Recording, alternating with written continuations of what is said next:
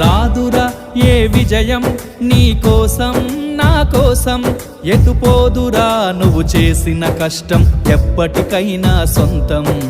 కాలంతో పయనించేవాడికి కానిది ఏముంది, సాధనతోనే సాధ్యమవ్వునని సదాశయంతో సాగర ముందుకు. రాదురా ఏ విజయం నీ కోసం నా కోసం, ఎటుపోదురా నువ్వు చేసిన కష్టం ఎప్పటికైనా సొంతం.